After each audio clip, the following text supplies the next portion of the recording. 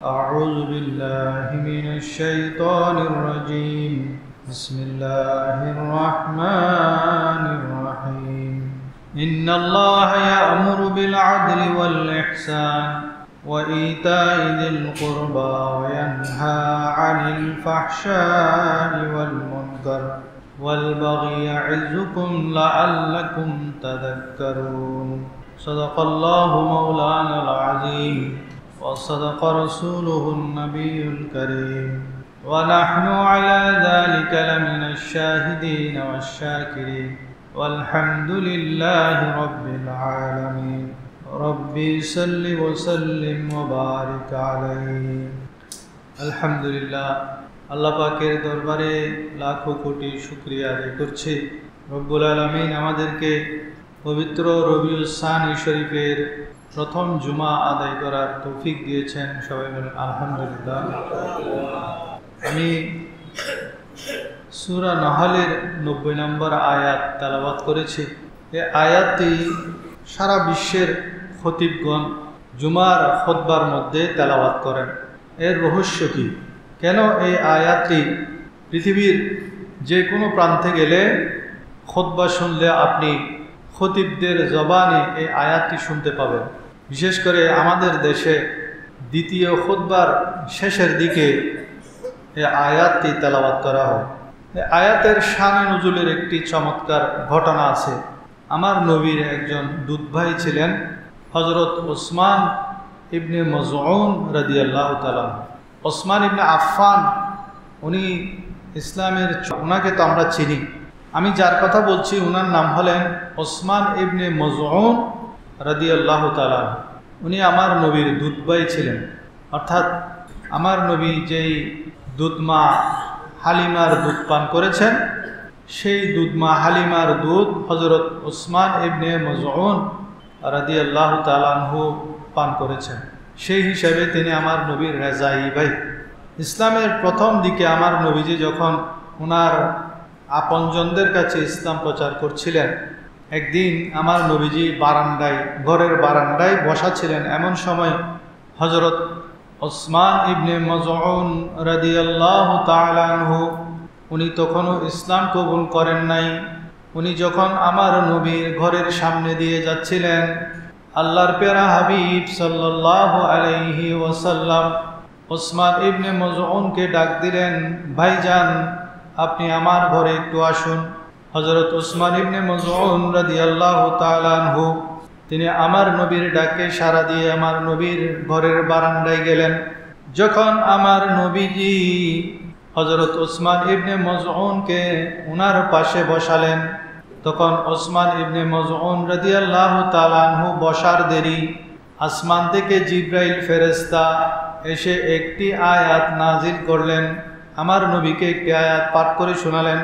ওহী নাজিলের সময় আল্লাহর প্যারা হাবিব সাল্লাল্লাহু আলাইহি ওয়াসাল্লাম অনেক সময় ঘামতেন, অনেক সময় বসা অবস্থায় কুঁজো হয়ে যেতেন। প্রচণ্ড শীতের মধ্যেও আমার নবী ঘামতেন।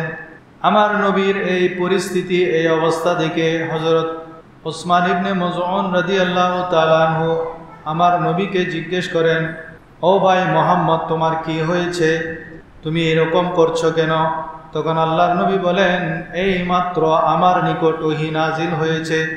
আসমানের ফেরেশতা জিবরাইল আমার কাছে ওহী নিয়ে এসেছে। ওসমান ইবনে মাজউন উনিও তো আরবি ভাষাভাষী। উনি বলেন, তোমার কাছে যে ওহী এসেছে সেই ওহীটা একটু আমাকে পড়ে শোনাও। তখন আল্লাহর প্যারা হাবিব সাল্লাল্লাহু আলাইহি ওয়াসাল্লাম তেলাওয়াত করলেন, ইন্নাল্লাহা ইয়া'মুরু বিল আদলি ওয়াল ইহসান ওয়া ইতা'i যিল কুরবা ওয়া ইয়ানহা 'আনিল ফাহশাই ওয়াল মুনকার ওয়াল বাগি ইয়া'ইযুকুম লা'আল্লাকুম তাযাক্কারুন। অর্থাৎ আল্লাহ রাব্বুল আলামিন ন্যায়পরায়ণতা, সদাচরণ এবং আত্মীয় স্বজনকে দান করার আদেশ দেন।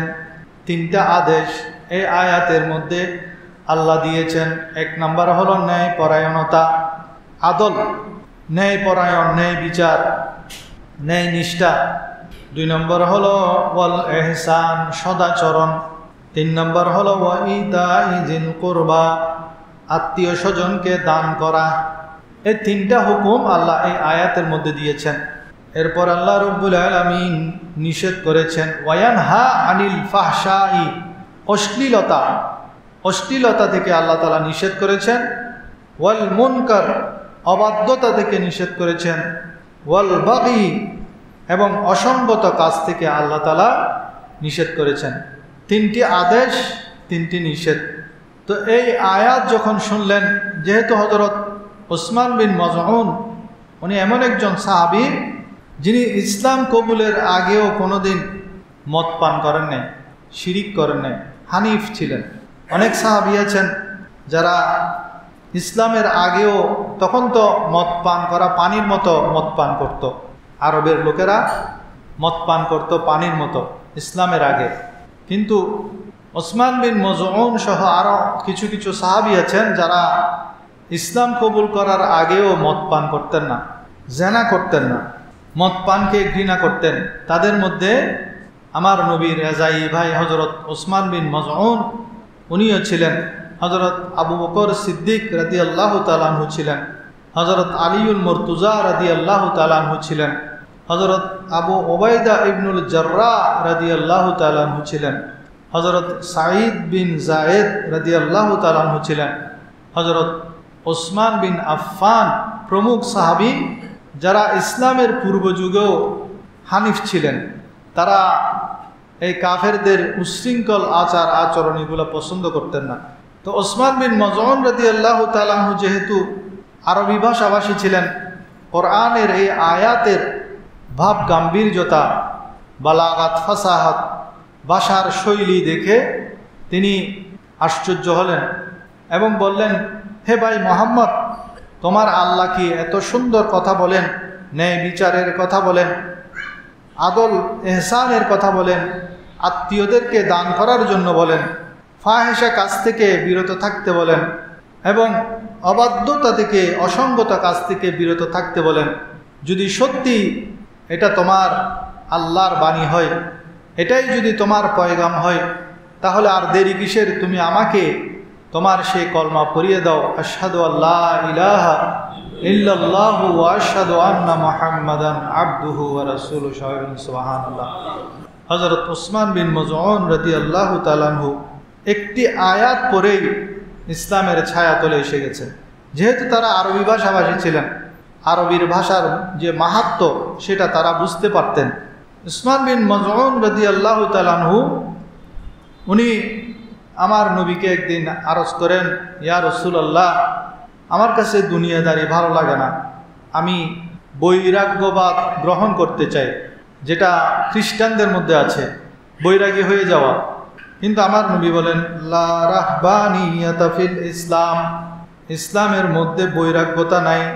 ইসলামের মধ্যে আপনার সংসারও করবেন, দ্বীনের কাজও করবেন, কমপ্লিট কোড অফ লাইফ। ইসলামটা হলো পরিপূর্ণ জীবন ব্যবস্থা। সেই পরিপূর্ণ জীবন আমাদেরকে আমার নবীর আদর্শ মোতাবেক চলতে হবে।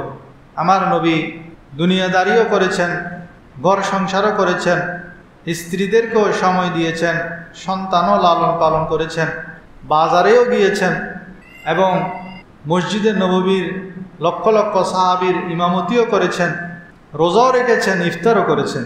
এটাই হলো ইসলামের সৌন্দর্য, যেটা আমার নবী নিয়ে এসেছেন। এমনটি নয় আমি দুনিয়াদারি, বিয়ে শাদী করব না, দুনিয়াদারি ছেড়ে দিব। সেরকম অনেক লোক আছে জীবনে বিয়ে করে না, অনেকে আছে ছেঁকা খেয়ে বিয়ে করে না। আমার আত্মীয়র মধ্যে একজন আছে, ছেলেবেলায় ছেঁকা খাইছে, এই আর বিয়ে করে না, এমন বুড়ো হয়ে গেছে। সেরকম অনেক আছে, ছেঁকা খাইছে আর বিয়ে করে না। পৃথিবীর মধ্যে যেন মেয়ের অভাব হয়ে গেছে। অথচ আমার নবীজির এটা একটি সুন্নত, আর নিকাহু সুন্নতি ফামান রাগিবা আন সুন্নতি ফালাইসা মিন্নি। বিয়ের খুতবার মধ্যে এই হাদিসটা সবাই বলেন, বিয়ে আমার সুন্নত, যে আমার সুন্নত থেকে বিরত থাকবে সে আমার দলভুক্ত নয়। আল্লাহুম্মা সাল্লি আলা সাইয়্যিদিনা মাওলানা মুহাম্মদ ওয়া আলা আলি সাইয়্যিদিনা মাওলানা মুহাম্মদ। সাহাবায়ে কেরামের স্ত্রীগণ তারা আমার নবীর ঘরের মধ্যে আসতেন, নবীর স্ত্রীদের সাথে মিশতেন বিভিন্ন কিছু শিকার উদ্দেশ্যে। তো তাদের মধ্যে হযরত ওসমান বিন মজউন রাদিয়াল্লাহু তাআলা আনহুর স্ত্রী, উনি একদিন আমার নবীর হুজরার মধ্যে আমার নবীর স্ত্রীদের কাছে আসলেন। ওনার গায়ের কাপড়টা ছিল মলিন, চেহারা ছিল মলিন, মুখের মধ্যে হাসি নেই। এরকম মলিন অবস্থা দেখে আমার নবীর বিবিরা ওনাকে প্রশ্ন করেন, আপনার এই অবস্থা কেন? আপনি তো স্বামীর হক আদায় করছেন না।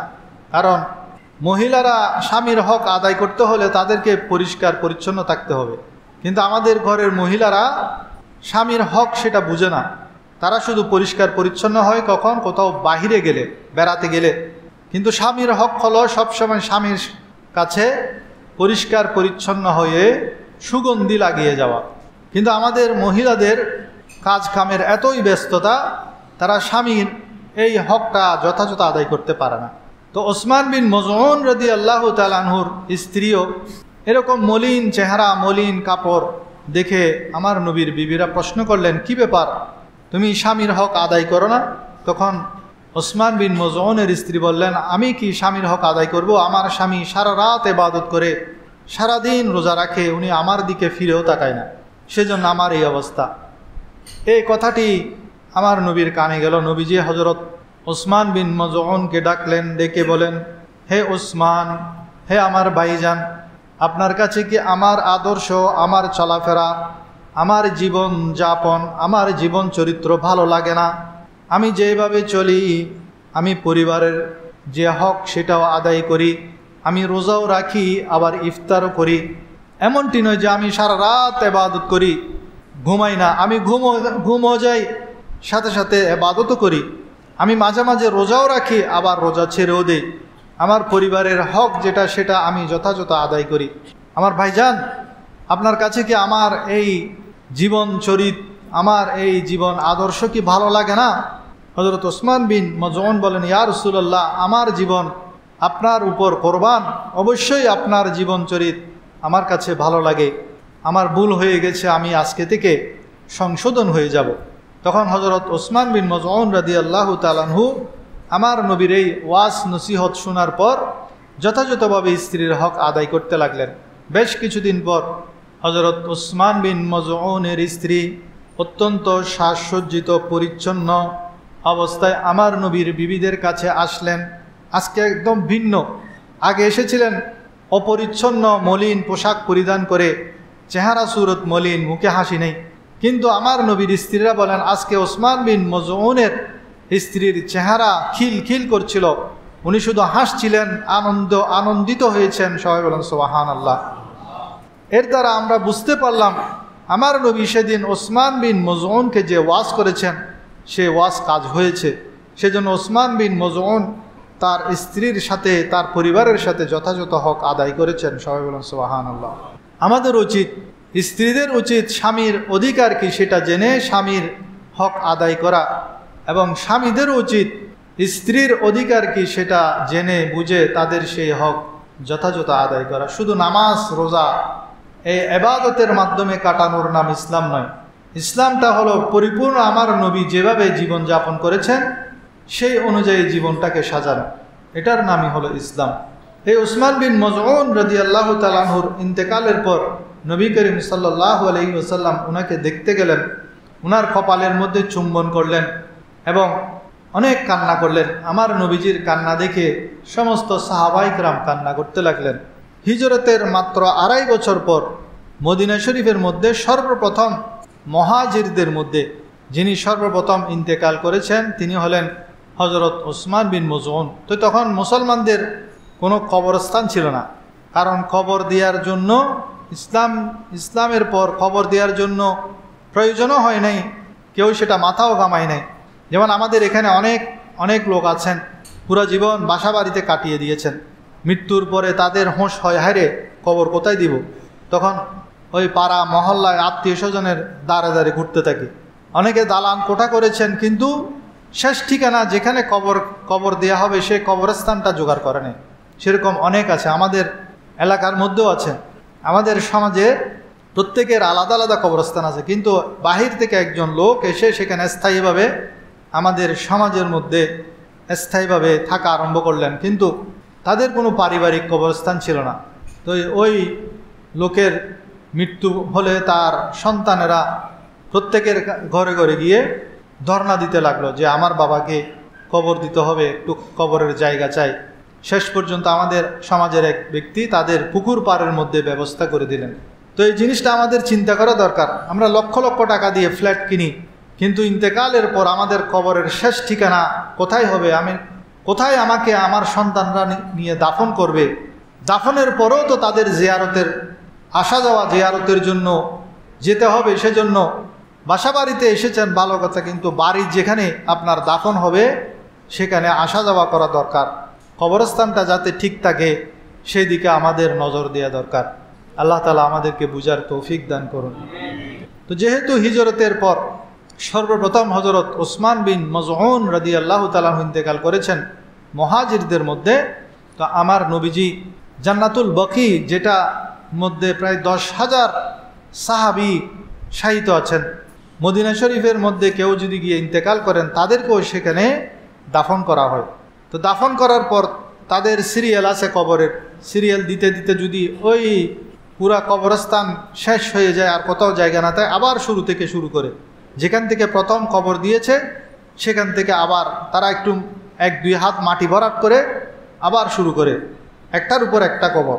তো সর্বপ্রথম আমার নবীজি ওসমান বিন মজউন রাদিয়াল্লাহু তাআলা আনহুকে এই জান্নাতুল বকির মধ্যে, তখন ছিল ছোট আকারে, এখন তো বিশাল কবরস্থান, সর্বপ্রথম উনাকে দাফন করলেন। দাফন করার পর আমার নবীজি সেখানে একটা চিহ্ন রাখলেন, পাথর দিয়ে একটা চিহ্ন রাখলেন এবং বললেন, আমি এই কবরটা চিহ্নিত করছি কারণ আমি মাঝে মাঝে আমার ভাইজানের জিয়ারত করব, এবং এর পরবর্তীতে মুসলমানরা যখন ইন্তেকাল করবে আমার ভাই ওসমান বিন মজউনের আশেপাশে তাকে দাফন করবে। সবাই বলেন সুবহানাল্লাহ।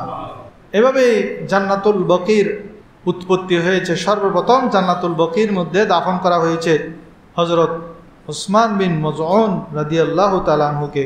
উনার নামাজের জানাজার মধ্যে আল্লাহর নবী ইমামতি করেন, তিনি নিজেই উনার দাফনের কাজ সম্পন্ন করেন।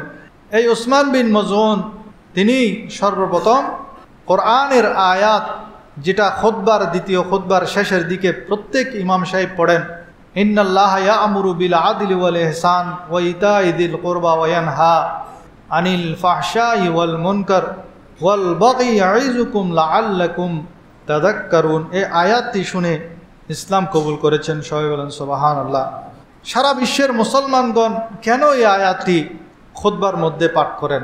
কারণ হলো হযরত ওমর ইবনে আব্দুল আজিজ রহমতুল্লাহ আলাইহি উনি জারি আইন করে দিয়েছেন প্রত্যেক খুতবার মধ্যে এই আয়াতটি যাতে তেলাওয়াত করা হয়। তখন থেকেই খুতবার মধ্যে ইমাম সাহেবরা এই আয়াতটি তেলাওয়াত করেন, কারণ এর মধ্যে ন্যায় বিচারের কথা আছে, ইহসানের কথা আছে, আত্মীয় স্বজনের প্রতি দায়িত্ব পালনের কথা আছে, অশ্লীলতা থেকে দূরে থাকা, অন্যায় থেকে দূরে থাকা এবং জুলুমের বিরুদ্ধে অনেক বড় আল্লাহর ওয়াজ এই আয়াতের মধ্যে আছে। তো অন্যায়ের বিরুদ্ধে যদি আমরা প্রতিবাদ না করি, যেহেতু কথাটা মনে হচ্ছে অনেক সহজ কথা, কিন্তু এর মধ্যে অনেক গভীরতা লুকায়িত আছে। কারণ কি, অন্যায়ের বিরুদ্ধে কথা এটা সবসময় মানুষকে জানিয়ে দিতে হবে, আমাদের সবসময় সজাগ থাকতে হবে অন্যায়ের বিরুদ্ধে। সেজন্য প্রতি সপ্তাহে সপ্তাহে ইমামদের এটা ডিউটি করে দিয়েছেন হযরত ওমর বিন আব্দুল আজিজ। বুখারী শরীফের 2444 নম্বর হাদিসের মধ্যে আছে, আন আনাস রাদিয়াল্লাহু তাআলা আনহু قال قال رسول الله صلى الله عليه وسلم انصر أخاك ظالما أو مظلوما قالوا يا رسول الله صلى الله عليه وسلم هذا ننصره مظلوما فكيف ننصره ظالما قال تأخذه فوق يديه। আয়াতের মধ্যে যেহেতু জুলুম থেকে, অন্যায় থেকে বিরত থাকার জন্য আল্লাহ হুকুম এরশাদ হয়েছে, সেই জুলুম থেকে বাঁচার জন্য, সেই জুলুম থেকে বাঁচতে হলে নবী করিম সাল্লাল্লাহু আলাইহি ওয়াসাল্লাম, তা আল্লাহ রসুল সাল্লাল্লাহু আলাইহি ওয়াসাল্লাম যখন বললেন তোমরা জালেমকে এবং মজলুমকে সাহায্য করো, তো সাহাবায়ে কেরাম জিজ্ঞেস করেন, বিশেষ করে আনাস রাদিয়াল্লাহু হাদিসের রাবি, উনি জিজ্ঞেস করেন, ইয়া রাসূলুল্লাহ জালেম মজলুমকে আমি সাহায্য করব, যার উপর অত্যাচার করা হচ্ছে তাকে আমি অত্যাচার থেকে বাঁচাবো, ঠিক আছে, কিন্তু জালেমকে কিভাবে সাহায্য করব? তখন আমার নবীজি বলেন, জালেমের হাত ধরে ফেলবে, একজন জুলুম করছে তাকে জুলুম থেকে বিরত রাখবে, সেটাই হলো জালেমকে সাহায্য করা। যখন কেউ জুলুম করা আরম্ভ করে, জুলুম বাড়তে বাড়তে এমন অবস্থা হয়ে যায়, এই জুলুমের কারণে এক সময় আল্লাহর আযাব নেমে আসে। যখন আল্লাহর আযাব নেমে আসে তখন সেখানে পীর সাহেব মুরিদ সাহেব বাঁচবেন না। আল্লাহর আযাব পীরকেও ধরবেন, মুরিদকেও ধরবেন, ইমামকেও ধরবেন, মুক্তাদিকেও ধরবেন, হাজি গাজী পাজি সবাই এই আযাবের মধ্যে গ্রেফতার হয়ে যাবে।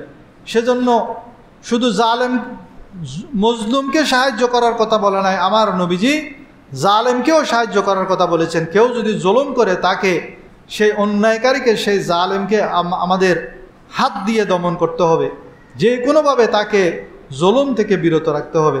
এটাই হলো ইসলামের শিক্ষা। হযরত আকসাম ইবনে সাইফি রাদিয়াল্লাহু তাআলা আনহু, উনিও ইসলাম কবুল করেছেন, উনার কবিলাও ইসলাম কবুল করেছেন এই আদলের আয়াতটি শুনে, ইন্নাল্লাহা ইয়া'মুরু বিল আদলি ওয়াল ইহসান। এটা অনেক চমৎকার ঘটনা। আমার নবীজি যখন মক্কা থেকে মদিনায় হিজরত করলেন, সকল দিকে প্রিয় নবীজির কথা গুঞ্জন, সকলের ঘরে ঘরে আলোচিত হচ্ছে। তো অদূরে একটি কবিলা ছিল, কবিলার সর্দার হযরত আকসাম ইবনে সাইফি রাদিয়াল্লাহু তাআলা আনহু। হযরত আকসাম ইবনে সাইফি ওনার দুইজন প্রতিনিধি আল্লাহর নবীর দরবারের মধ্যে পাঠালেন, গিয়ে দেখো তিনি কে এবং কি নিয়ে এসেছেন, কি বার্তা নিয়ে এসেছেন। হযরত আকসাম ইবনে সাইফির প্রতিনিধিরা যখন মসজিদে নববীর মধ্যে ঢুকলেন, তখন আমার নবীজি খুতবা দিচ্ছেন। আল্লাহর নবীর নূরানি চেহারা দেখে ওই আকসাম ইবনে সাইফির দুইজন প্রতিনিধি তারা বেহুশ হয়ে যাওয়ার অবস্থা। এত সুন্দর চেহারা, এত নূরানি চেহারা আমরা তো জীবনে দেখি নাই, ইনি তো মিথ্যাবাদী হতে পারেন না। প্রথম দেখাতেই আমার নবীর প্রেমে পড়ে গেছেন। ওই দুইজন প্রতিনিধি আমার নবীর কাছে গেলেন, খুতবার শেষে, নামাজের শেষে নবীজির কাছে গেলেন, গিয়ে পরিচয় দিলেন, আমরা অমুক কবিলার প্রতিনিধি, হযরত আকসাম ইবনে সাইফির প্রতিনিধি হয়ে এসেছি। আমাদের কবিলায় এতজন মানুষ আছে, আমাদের প্রতিনিধি আমরা যদি ভালো রিপোর্ট দেই তাহলে তারা সকলেই, আমাদের সর্দার সহ সকলেই ইসলাম কবুল করবে। আমার নবীজি শুনে খুশি হলেন এবং আমার নবীকে জিজ্ঞেস করলেন যে আপনি কে? তখন আমার নবীজি উত্তর দিলেন, আনা মুহাম্মদ ইবনে আবদুল্লাহ, আমি হলাম মুহাম্মদ ইবনে আবদুল্লাহ, আবদুল্লাহর বেটা মোহাম্মদ। অত্যন্ত সাদাসিধে প্রশ্নের উত্তর। কিন্তু আমাদেরকে যদি জিজ্ঞেস করে আপনি কে, আমরা বলি হযরতুল হাজ আল্লামা ডক্টর মোহতামিম সাহেব, প্রিন্সিপাল সাহেব, পীরে তরিকত, গজ্জালিয়ে জামান, মোনাজেরে ইসলাম, এভাবে বলতে বলতে অনেক সময় পাবলিসিটি করে না, এই টাইটেল বলতে বলতে হুজুরের নামটাই শোনা যায় না, হুজুরকে নামটাই আর বুঝতে পারি না, এত লম্বা টাইটেল। অথচ সর্বশ্রেষ্ঠ হুজুর যিনি ইমামুল আইম্মা, ওনার কাছে পরিচয় জিজ্ঞেস করলে উনি বলতেন আনা মুহাম্মদ ইবনে আবদুল্লাহ, আমি আবদুল্লাহর বেটা মোহাম্মদ, এর বেশি বলতেন না। এত সাদাসিধে আমার নবীর পরিচয়। আর আমরা দুই একটা ডিগ্রি যদি অর্জন করতে পারি, আমাদের টাইটেলের আর শেষ নেই। এটাই হলো আমাদের পার্থক্য। এরপরে নবী করিম সাল্লাল্লাহু আলাইহি ওয়াসাল্লামকে জিজ্ঞেস করেন যে আপনার প্রোগ্রাম কি, আপনি কি নিয়ে এসেছেন, আপনার বার্তা কি, মানুষের কাছে আপনি কি পৌঁছাতে চান। তখন আমার নবীজি এ আয়াতটি তেলাওয়াত করেন, ইন্নাল্লাহা ইয়া'মুরু বিল আদলি ওয়াল ইহসান ওয়া ইতা'i যিল কুরবা ওয়া ইয়ানহা আনিল ফাহশাই ওয়াল মুনকার ওয়াল বাগি ইয়া'iযুকুম লা'আল্লাকুম তাযাক্কারুন। তারা আরবি ভাষাভাষী, তারা আয়াতটা শুনে আশ্চর্য হয়ে গেলেন। এত সুন্দর কথা, এই অল্প কথার মধ্যে পুরা দিন ইসলামের সৌন্দর্য ফুটে উঠেছে। আয়াত ছোট, কিন্তু এর মধ্যে পুরা দিন ইসলামের উনি কি কার্যক্রম নিয়ে এসেছে, আল্লাহর পক্ষ থেকে কি নিয়ে এসেছেন, সম্পূর্ণটা এই আয়াত দিয়েই আমার নবীজি বুঝিয়ে দিলেন। এটাই হলো আমার প্রোগ্রাম। তারা বলেন আবার একটু পড়েন, আমার নবীজি আবার পড়লেন। এভাবে পরপর 4 বার তাদের সামনে আমার নবী তেলাওয়াত করলেন এই একই আয়াত।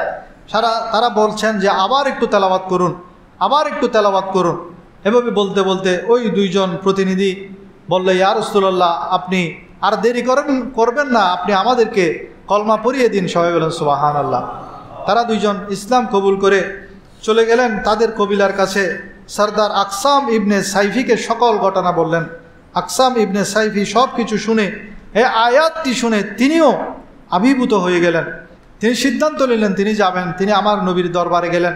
তিনিও আমার নবীর চেহারা মোবারক দেখে ফেদা হয়ে গেলেন এবং নবীজির সাল্লাল্লাহু আলাইহি ওয়াসাল্লামের কাছে গিয়ে ইসলাম কবুল করলেন এবং বললেন, ইয়া রাসূলুল্লাহ, আমার কবিলার মধ্যে এতজন লোক আছে, সবাই আপনার হাতে বায়াত হয়ে ইসলাম কবুল করতে চাই। সবাই বলেন সুবহানাল্লাহ। শুধু একটা আয়াত দিয়ে প্রথমে ইসলাম কবুল করেছেন হযরত ওসমান ইবনে মাজউন, দ্বিতীয়ত হযরত আকসাম ইবনে সাইফির কবিলার সমস্ত মানুষ ইসলাম কবুল করেছেন এই কোরআনের একটি আয়াত দিয়ে। যে আয়াতটি তারা বুঝেছেন সেজন্য তারা ইসলাম কবুল করেছেন। আমরা তো কোরআন পড়ি না, যদি আমরা কোরআন বুঝতাম তাহলে আমরা অন্যায় করতাম না। যদি আমরা বুঝে বুঝে কোরআন পড়তাম তাহলে আমরা জুলুম করতাম না। যদি আমরা বুঝে বুঝে কোরআন পড়তাম তাহলে আমরা সুদ খেতাম না। যদি আমরা বুঝে বুঝে কোরআন পড়তাম তাহলে কোনোদিনও মা বাবার অবাধ্য হতাম না। যদি আমরা কোরআন বুঝে বুঝে পড়তাম তাহলে কোনোদিনও নামাজ ত্যাগ করতাম না, আত্মীয়তার সম্পর্ক ছিন্ন করতাম না, জেনা করতাম না, ফাহেশা কাজ, অশ্লীল কাজ থেকে আমরা বিরত থাকতাম। কিন্তু আমরা কোরআন পড়ি না। আমরা যদিও মুসলমান কিন্তু কোরআনের সাথে আমাদের সম্পর্ক নাই। আমাদের ঘরের মধ্যে কোরআনকে আমরা অনেক সম্মান করি। কীরকম সম্মান? এমনভাবে কাপড় দিয়ে লেপটে সুন্দর করে উপরে তাকের উপর রেখে দিয়েছি যাতে কেউ লাগল না পায়। এটাই হলো সম্মান। অথচ সেই কোরআনটা আমাদের কাছে এসেছে পয়গাম হিসেবে, নসিহত হিসেবে, ওয়াজ হিসাবে। সে ওয়াজ আমরা গ্রহণ করতে রাজি নই। সেজন্য আজকে মুসলমানদের এই দুর্দশা। আমরা ইসলাম বুঝি না, কোরআন বুঝি না, আমরা নিজে যেটা ভালো মনে করি সেটা করি। সেজন্য এত বিশৃঙ্খলা, মুসলমানদের এত অধপতন।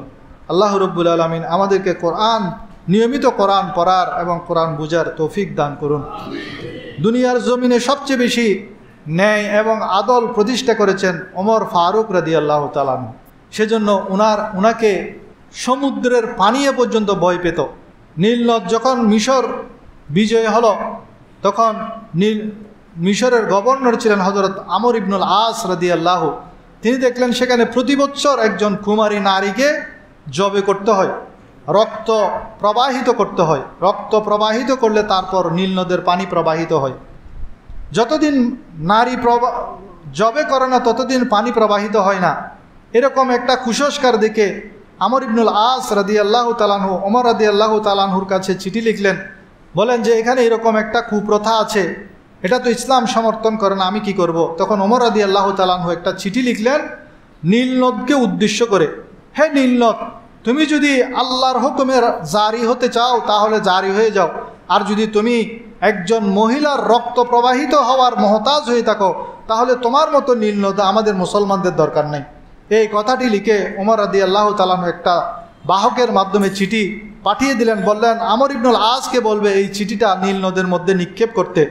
লক্ষ লক্ষ মিশরের মুসলমান যারা নতুন মুসলমান হয়েছেন তারা লক্ষ লক্ষ মিশরের নীল নদের পাড়ের মধ্যে দাঁড়িয়েছিলেন। আমর ইবনুল আস ওই মিশরের মরুভূমির মতো হয়ে গেছে শুকিয়ে, সেখানে চিঠিটা ছাড়ার দেরি সাথে সাথে কোত্থেকে যেন গায়েবে পানি চলে আসলো। সবাই বলেন সুবহানাল্লাহ। এই যে নীল নদ আজ থেকে 1450 বছর আগে ওমর রাদিয়াল্লাহু তাআলা আনহুর চিঠির মাধ্যমে জারি হয়েছে, আর কোনোদিনও শুকায়নি। তিনি ন্যায় প্রতিষ্ঠা করেছেন পৃথিবীর জমিনে। সেই জন্য ওমর রাদিয়াল্লাহু তাআলা আনহুর কথা নদীও শুনে, সমুদ্রও শুনে। যদি অন্যায় করে, জুলুম করে, তাহলে তাদের কথা কেউ শুনবে না। আল্লাহুম্মা সাল্লি আলা সাইয়্যিদিনা মাওলানা মুহাম্মদ ওয়া আলা আলি সাইয়্যিদিনা মাওলানা মুহাম্মদ। হযরত আলী রাদিয়াল্লাহু তাআলা আনহুর একটি পোশাক, যুদ্ধের পোশাক, লোহার পোশাক হারিয়ে গেল। বেশ কিছুদিন পর এই পোশাকটি তিনি এক ইহুদির কাছে দেখতে পেলেন। তখন তাকে জিজ্ঞেস করলেন, তুমি এই পোশাক কোত্থেকে পেলে? তখন ইহুদি বলেন, সেটা আমি বাজার থেকে ক্রয় করে নিয়েছি। তো আলী রাদিয়াল্লাহু তাআলা আনহু তখনকার কাজী ছিলেন কাজী শুরাইখ, যাকে আলী রাদিয়াল্লাহু নিজেই নিযুক্ত করেছেন। উনি ছিলেন খলিফাতুল মুসলিমিন। কাজীর কাছে বিচার গেল। এখন কাজী আলী রাদিয়াল্লাহুকে বলেন, আপনি যদিও আমিরুল মুমিনিন, কিন্তু বিচার তো সবার জন্য সমান। যেহেতু আপনি দাবি করছেন এই পোশাকটি আপনার, আপনাকে সাক্ষী দিতে হবে, দুইজন সাক্ষী উপস্থিত করতে হবে।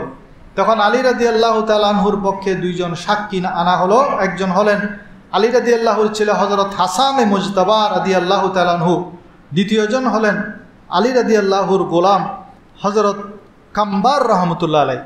কিন্তু কাজী শোরাইখ বলেন যে ইসলামী শরীয়তের বিধানের মধ্যে পিতার পক্ষে সন্তানের সাক্ষী যেমন গ্রহণযোগ্য নয়, মালিকের পক্ষে গোলামর সাক্ষীও গ্রহণযোগ্য নয়। আপনার এই দুইজন সাক্ষী তো বাতিল হয়ে গেল, তাদেরকে আমি সাক্ষী হিসেবে গ্রহণ করতে পারছি না। এবং বিচারের রায় চলে গেল ইহুদির পক্ষে। ইহুদি এত সুন্দর, যিনি আমিরুল মুমিনিন, যুগের খলিফা, তার পক্ষে না গিয়ে বিচারটা যখন ইহুদির পক্ষে আসলো, সেই ইহুদি ইসলামের এই ন্যায় বিচার দেখে সাথে সাথে ইসলাম কবুল করে ফেললো। সবাই বলেন সুবহানাল্লাহ। আল্লাহর প্যারা হাবিব সাল্লাল্লাহু আলাইহি ওয়াসাল্লাম কোরআনের ৬ষ্ঠ পারার মধ্যে আল্লাহ ইরশাদ করেন, তোমরা কাফেরদের সাথেও ন্যায় বিচার করবে। সেজন্য যুদ্ধের ময়দানে আমার নবীজি নারী এবং শিশুদেরকে হত্যা করতে নিষেধ করেছেন। এক যুদ্ধের মধ্যে, এক আবু দাউদ শরীফের মধ্যে হাদিসটা আছে, এক যুদ্ধের ময়দানে একজন কাফের নারীর মৃতদেহ আমার নবীজি দেখে অত্যন্ত আফসোস করতে লাগলেন। এবং আমার নবীজি বললেন, এই নারীরা তো আমাদের বিরুদ্ধে যুদ্ধ করে না, শিশুরা তো আমাদের বিরুদ্ধে যুদ্ধ করে না, কেন তোমরা নারীদেরকে জেহাদের ময়দানে হত্যা করবে? সেজন্য আমার নবী কঠোরভাবে নিষেধ করেছেন, জেহাদের ময়দানে যদি যুদ্ধের ময়দানে নারী সামনে পড়ে তাকে হত্যা না করার জন্য, কোনো শিশু যদি পড়ে তাহলে তাকে হত্যা না করার জন্য। এ ব্যাপারে সূরা মুমতাহিনার ৮ নম্বর আয়াতের মধ্যে আল্লাহর হুকুম রয়েছে। ওমর রাদিয়াল্লাহু তাআলা আনহুর আরেকটা ঘটনা বলে আমি আমার খুতবা আজকে এখানে শেষ করব। ওমর রাদিয়াল্লাহু তাআলা আনহুর যে ন্যায় বিচারক ছিলেন, তিনি সারা রাত ঘুরে ঘুরে প্রজাদের অবস্থা অবলোকন করতেন। একদিন তিনি এক মহিলার ঘর থেকে প্রেমের গানের আওয়াজ শুনলেন। গানটি কিছুটা এরকম, ফাওয়াল্লাহি লাওয়াল্লাহি তুকশা ওয়াকিবুহু লা যুহজিয়াত আলা হাযাস শরীরে জাওয়ানিবুহু। একটা বিরহের গান, প্রেমের গান। এই গানটি তিনি গাচ্ছিলেন। ওমর রাদিয়াল্লাহু তিনি যে গাস্ট করতেছিলেন, মানুষের বাড়ির দরজায় দরজায় কেউ কোনো অসুবিধায় আছে কিনা সেটা অবলোকন করছিলেন। তিনি যখন এই গানের সুর শুনলেন, তিনি দরজা খটখটালেন, কিন্তু কেউ ভিতর থেকে দরজা খোলে না। তখন ওমর রাদিয়াল্লাহু চিন্তা করলেন, নিশ্চয়ই এই ঘরের মধ্যে এই মহিলা এবং অন্য কারোর সাথে প্রেম চলছে, অবৈধ সম্পর্ক চলছে। সেজন্য ওমর রাদিয়াল্লাহু তাআলা আনহু পিছনের দরজা দিয়ে ঢুকে গেলেন। ঢুকে দেখে সেখানে ওই মহিলা ছাড়া আর কেউ নাই। তখন ওই মহিলা হযরত ওমর রাদিয়াল্লাহু তাআলা আনহুকে ধমকের সুরে বললেন, আপনি কে? আমার অনুমতি ছাড়া, সালাম ছাড়া একজন মুমিনের ঘরের মধ্যে প্রবেশ করেছেন, আপনি কে? তখন ওমর রাদিয়াল্লাহু বলেন, আমি তোমার খাদেম, তোমাদের খাদেম ওমর ইবনুল খাত্তাব। তখন ওই মহিলারা আরও রাগান্বিত হয়ে গেলেন, আপনি যুগের খলিফা হয়ে এরকম অন্যায় কেন করলেন? তখন ওমর রাদিয়াল্লাহু বলছেন, তুমি অশ্লীল বিরহের গান, প্রেমের গান গাইছো, সেটার আওয়াজ বাহিরে যাচ্ছে। তখন ওই মহিলা বলে যে আমার একটা অন্যায় হয়েছে, আমার গলার আওয়াজ ঘরের বাহিরে গিয়েছে, কিন্তু আপনি তো আল্লাহর 3টা হুকুম অমান্য করেছেন। আল্লাহ রাব্বুল আলামিন কোরআনের মধ্যে বলেছেন, আপনি কি জানেন না, ইয়া আইয়ুহাল্লাযীনা আমানু লা তাদখুলু বুয়ুতান, হে ঈমানদারগণ, তোমরা মানুষের ঘরের মধ্যে প্রবেশ করবে না। 1 নম্বর হুকুম, গায়রা বুয়ুতিকুম হাত্তা তাস্তানিসু, যতক্ষণ পর্যন্ত তাদের অনুমতি না নেবেন। 2 নম্বর হুকুম। 3 নম্বর হলো ওয়া তুসাল্লিমু আলা আহলিহা, যতক্ষণ তাদেরকে সালাম না দিবে। তাহলে কারো ঘরের মধ্যে প্রবেশ করতে হলে প্রথমত আল্লাহ তাআলা নিষেধ করেছেন কারো ঘরে প্রবেশ করতে। দ্বিতীয়ত প্রবেশ করতে হলে তার অনুমতি নিতে বলেছেন। তৃতীয়ত সালাম দিতে বলেছেন। আপনি তো একটাও করলেন না, আপনি তো সালামও দিলেন না, অনুমতিও নিলেন না, আরও আপনি ঘরের পিছনের দরজা দিয়ে ঘরের মধ্যে প্রবেশ করলেন। তখন ওমর রাদিয়াল্লাহু নিজের ভুল বুঝতে পেরে ক্ষমা চাইলেন, বলেছেন, মা আমার ভুল হয়ে গেছে, আপনি আমাকে ক্ষমা করে দেন। আমার দায়িত্ব যে কেউ কোনো অসুবিধায় আছে কিনা, আমি মনে করেছিলাম তুমি কোনো অন্যায় করছো, সেজন্য হাতে নাতে ধরার জন্য আমি পিছনের দরজা দিয়ে এসেছি, কিন্তু আল্লাহর এই আয়াতের হুকুমের কথা আমার জেহেনের মধ্যে ছিল না, সেজন্য আমার ভুল হয়ে গেছে, আমাকে ক্ষমা করে দিন। তখন ওই মহিলাকে ওমর রাদিয়াল্লাহু জিজ্ঞেস করেন, তুমি এইরকম বিরহের গান, প্রেমের গান কেন করছো? তখন ওই মহিলা বলে, হে আমিরুল মুমিনিন, আমার বিয়ে হয়েছে 2 মাস হওয়ার আগে আমার স্বামীকে আপনি যুদ্ধের ময়দানে পাঠিয়ে দিয়েছেন। এখন আমি যুবতী নারী, স্বামীর কথা চিন্তা করে করে আমি প্রেমের গান গাইছিলাম। তখন ওমর রাদিয়াল্লাহু বলে যে তোমার এই বিষয়ে আমি আগামীকালকেই একটা ব্যবস্থা গ্রহণ করব। ওমর রাদিয়াল্লাহু তাআলা আনহু পরের দিন ওনার এলাকার আত্মীয় স্বজনের মধ্যে মহিলাদেরকে জিজ্ঞেস করলেন যে একজন মহিলা স্বামী ছাড়া কতদিন অপেক্ষা করতে পারে, ধৈর্য ধারণ করতে পারে? প্রায় সবাই উত্তর দিল 4 মাস। একজন মহিলা স্বামী ছাড়া 4 মাস অপেক্ষা করতে পারে বা ধৈর্য ধারণ করতে পারে। এটা জায়গার হালত অনুযায়ী আমাদের দেশের মহিলারা আরও বেশি ধৈর্য ধারণ করতে পারে। এটা নিয়ে আবার ফতোয়া দিবেন না ঘরের মধ্যে যে বিদেশের মধ্যে যারা আছে তারা কি করে। অনেকে বিদেশে আছে না 2 বছর 3 বছর।